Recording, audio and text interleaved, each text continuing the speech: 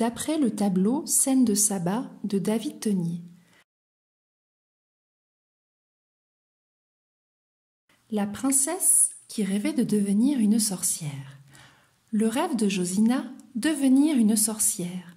Elle en avait assez de sa vie de princesse. Ras le diadème de tous ces tralala. Elle rêvait d'abracadabra.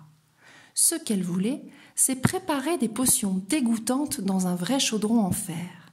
Et surtout voler sur un balai pour admirer tout l'univers. Une nuit, un être étrange la tira de son sommeil. Vêtu de noir, il l'invita à entrer dans une maison sombre comme une caverne. Il la fit s'installer près d'une table en bois et éclaira la pièce à l'aide d'un flambeau. Josina tomba alors nez à nez avec de drôles de personnages. Tout petits, munis de têtes d'animaux, leur trogne lui donnait la chair de poule. Des chauves-souris et des bocaux avec des yeux, des serpents et d'autres ingrédients de potions magiques la firent frissonner. Un musicien à tête de poisson se mit à jouer de la mandoline. Sous la table, un homme au chapeau grimaçant chantait dans une langue inconnue. L'homme à tête de chien et au turban rouge expliqua à Josina que pour devenir une sorcière, elle devait abandonner tout ce qui était superflu. Elle déposa alors sur la table bijoux, rubans, accessoires et autres vêtements luxueux. Puis, elle s'approcha de l'âtre de la cheminée. Une sorcière expérimentée y préparait une crème magique à base de plantes.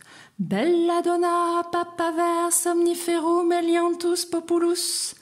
Les cheveux dressés sur la tête, elle mélangeait dans son chaudron l'onguent magique tout en lisant son grimoire. De petits diables et des monstres inquiétants surveillaient la scène. Une autre sorcière appliqua la crème magique sur le corps de Josina qui se sentit alors pousser des ailes. Sautant sur un balai, elle s'envola par la cheminée. Nom d'un balai à brosse, pas si facile que ça de devenir une sorcière, mais ça y est, elle volait. Bye bye les monstres, en route vers la liberté. C'était la pleine lune. Le son d'une flûte guida Josina vers une clairière. Au centre de celle-ci, les sorcières avaient allumé un feu. Elles l'invitèrent à participer à une ronde. Heureuse d'avoir atteint son rêve, elle dansa, dansa, dansa jusqu'à en perdre la tête. Étourdie et fatiguée, elle s'éloigna un peu de cette ronde infernale. Apercevant le reflet de la lune dans une petite mare, elle s'approcha. Elle se pencha pour regarder sa propre image de sorcière qu'elle n'avait pas encore vue. Elle en pleura de se trouver si laide, et elle hurla, ce qui la réveilla. Ouf, ce n'était qu'un cauchemar.